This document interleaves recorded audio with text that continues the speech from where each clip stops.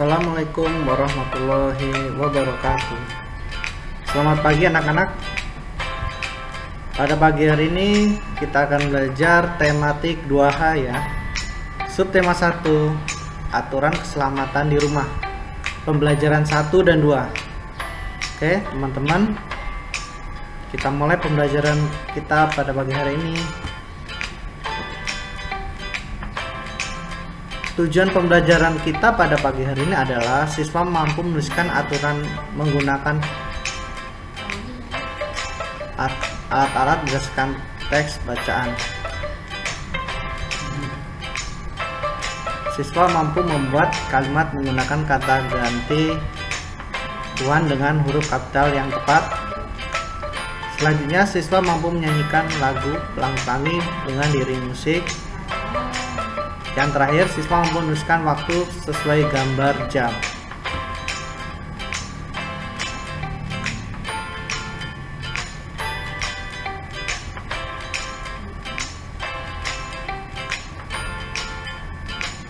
Oke, teman-teman, perhatikan gambar berikut. Oke, gambar berikut adalah gambar seorang anak yang terluka karena menggunakan kompor gas yang sedang aktif ya, yang sudah dihidupkan. Nah, oke, teman-teman,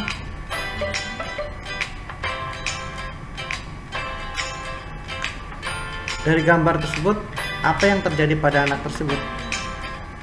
Ya, yang jelas anak tersebut akan terkena api atau terluka ya, karena api itu sangat berbahaya teman-teman. Lalu apa yang dilakukan hingga kejadian itu? Yang dilakukan adalah anak tersebut bermain atau menghidupkan kompor gas dengan tidak hati-hati ya. Oke, selanjutnya, menurut kalian apakah kompor boleh digunakan untuk bermain? Tentu tidak ya. Iya, kompor fungsinya untuk memasak, jadi tidak diperbolehkan untuk digunakan untuk bermain karena sangat berbahaya. Iya. Lalu apa pula bahaya dari kompor gas, teman-teman? Bahayanya adalah satu, akan menyebabkan terjadinya kebakaran. Oke, teman-teman, dalam menggunakan alat elektronik atau alat-alat yang lain itu ada aturannya ya teman-teman. Oke, teman-teman tahu apa saja yang ada di rumah yang termasuk alat elektronik? Ya, ada TV, ada penghisap debu, ada setrika, ada banyak yang lainnya lagi. Oke, teman-teman, kalau kita tidak hati menggunakan alat elektronik akan berbahaya, bisa terjadi tersetrum atau tersengat listrik dan akan terjadi kebakaran. Nah, berikut adalah aturan menggunakan alat elektronik agar tidak menimbulkan bahaya. Oke, teman-teman, yang pertama adalah satu, gunakan alas sendal atau alas kaki dari karet saat hendak menggunakan alat elektronik. Ya. Selanjutnya yang kedua, pastikan tangan teman-teman tidak basah. Ya, kalau basah harus dilap agar kering. Selanjutnya, ketika masukkan kabel listrik pada stop kontak dengan memegang kepala kabel ya. Oke, selanjutnya yang keempat, menyalakan tombol alat elektronik, kemudian ikuti petunjuk menggunakan alat. Oke, selanjutnya matikan kembali alat setelah selesai digunakan. Yang keenam, cabut kembali kabel dari stop kontak. Selanjutnya, perbaikilah jika kabel listrik ada yang terkelupas. Yang terakhir, mintalah pengawasan orang tuamu. Oke, untuk memperbaiki jika kabel listrik ada yang terkelupas, minta bantuan ke orang tua ya teman-teman. Jangan memperbaiki sendiri kabel tersebut karena berbahaya ya. Oke teman-teman, di sini ada aturan penggunaan kamar mandi ya. Selain aturan menggunakan elektronik, ada juga aturan menggunakan kamar mandi teman-teman. Oke, setiap pagi kita pasti ya pergi ke kamar mandi ya. Ingat aturan di sana. Yang pertama yaitu harus menghemat air. Lalu yang kedua adalah kita harus menyiram kloset setelah buang air ya. Lalu selanjutnya, bila di kamar mandi kita tidak boleh berlama-lama di kamar mandi ya teman-teman. Selanjutnya kamar mandi juga harus dibersihkan agar tidak menjadi sarang nyamuk. Oke, sekarang coba teman-teman sekarang buat pertanyaan ya. Apakah yang dilakukan teman saat menggunakan satu alat elektronik? Yang dilakukan adalah ya menaati aturan cara menggunakan alat elektronik. Selanjutnya, apakah aturan menggunakan kamar mandi di rumah temanmu? Yang jelas aturannya adalah kita harus menghemat air dan membersihkan atau menyiram bila kita menggunakan kamar mandi tersebut. Selanjutnya, apakah yang dilakukan temanmu untuk menghemat air? Menggunakan air secukupnya. Oke, selanjutnya perhatikan gambar berikut teman-teman. Iya, berikut ada gambar dan yang berjudul bermain bola di halaman rumah. Oke, perhatikan. Oke, cerita bergambar berikut perhatikan dengan baik-baik. Oke, yang pertama ya, Raka dan teman bermain bola.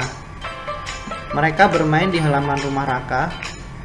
Raka menendang bola namun bola mengenai kaca jendela hingga pecah. Ibu menegur Raka karena telah memecahkan kaca jendela.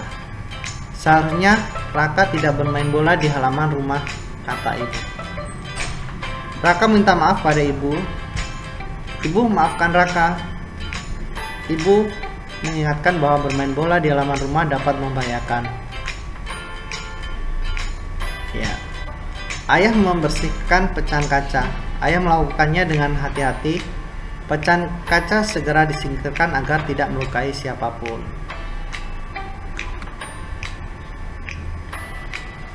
Ya, dari cerita bergambar tersebut, sekarang kita coba jawab pertanyaan berikut teman-teman. Apa sebab kaca jendela rumah Raka pecah?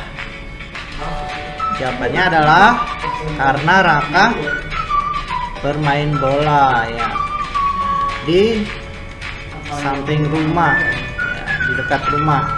Selanjutnya, di manakah seharusnya Raka dan teman-teman bermain bola? Seharusnya Raka bermain bola di lapangan. Oke. Selanjutnya, pertanyaan ketiga, apa bahaya dari pecahan kaca? Ada yang mau menjawab? Iya. Adapun bahaya dari pecahan kaca adalah dapat melukai anggota tubuh kita, teman-teman. Ya, itu sangat berbahaya ya. Oke. Selanjutnya, oke teman-teman. Setelah dari bacaan tadi, setelah menjawab pertanyaan tadi, teman-teman, hal yang dilakukan Raka setelah terjadi pecahkan kaca rumah, Raka mengajak teman-temannya bermain di lapangan ya. Oke, ketika bermain di lapangan, anak-anak harus bermain dengan rukun. Nah, berikut teks cerita yang berjudul Sikap yang Baik Ketika Bermain. Coba dengarkan baik-baik. Ya, Ino dan teman-teman bermain bersama. Di antara mereka ada yang berbeda agama. Meskipun berbeda agama, mereka bermain dengan rukun. Mereka menunjukkan sikap dan menjunjung persatuan. Mereka juga mengembangkan sikap jujur. Tak ada yang mau menang sendiri, mau mengakui kekalahan sendiri. Sikap persatuan dan jujur harus dilakukan setiap kali bermain. Bermain akan menyenangkan jika semua melakukan sikap tersebut. Nah, dari bacaan tadi, sikap apa saja yang bisa diambil, teman-teman? Yaitu sikap jujur dan ya tidak mau menang sendiri saja. Oke. Selanjutnya, ketika tadi ada aturan ketika di kamar mandi, teman-teman. Ketika di kamar mandi kita harus menggunakan air sesuai dengan kegunaannya dan tidak boleh berlebihan. Oke, air merupakan karunia Tuhan yang Maha Kuasa. Perhatikan tulisan kata Tuhan pada kalimat air merupakan karunia Tuhan yang Maha Kuasa. Nah, huruf pertama kata Tuhan ditulis dengan huruf kapital. Begitu pula untuk kata ganti Tuhan, seperti yang Maha Esa, yang Maha Kuasa. Contoh lain adalah yang Maha Pencipta, yang Maha Pengampun, dan banyak lagi. Ya, untuk kata ganti Tuhan. Oke. Tuhan juga mengatur perputaran waktu ya teman-teman. Waktu kapan kita melakukan kegiatan, waktu ditentukan oleh jam. Misalnya pukul berapa kita bangun. Oke. Perhatikan, Ino bangun pukul berapa teman-teman? Pukul 05 atau jam 5. Oke. Jarum, perhatikan gambar jam berikut. Jarum pendek menunjukkan angka berapa? Menunjukkan angka 5. Lalu jarum panjang menunjukkan angka 12. Nah, sekarang kita kerjakan bersama-sama ya, soal berikut. Ya. Teman-teman tuliskan waktu yang ditunjukkan sesuai gambar jam berikut. Oke, yang pertama, jarum panjang di angka 12, jarum pendek di angka 9, berarti pukul 9.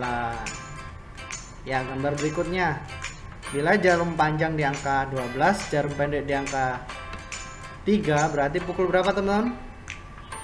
Pukul 3. Ya. Selanjutnya, jarum panjang di angka 12 dan jarum pendek di angka 1, berarti pukul berapa? Pukul 1 tepat ya. Gambar berikutnya yang paling bawah, jarum panjang di angka 12 dan jarum pendek di angka 4, berarti pukul 4. Gambar selanjutnya teman-teman, gambar jarum panjang di angka 12, jarum pendek di angka 2, berarti pukul 2 tepat ya. Yang terakhir, jarum panjang di angka 12 dan jarum pendek di angka 12, berarti pukul 12 tepat. Oke.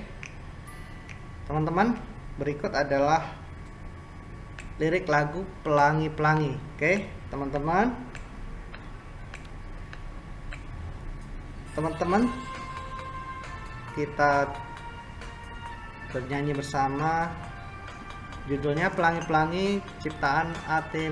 Mahmud. Oke, ikutin Mister ya.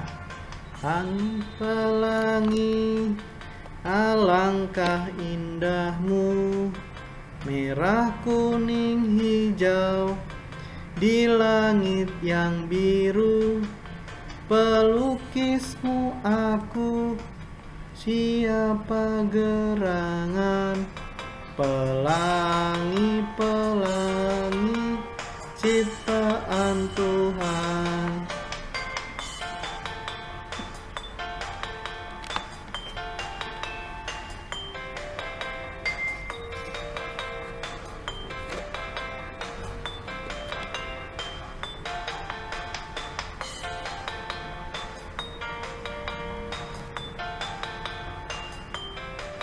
Sekali lagi ya teman-teman ya.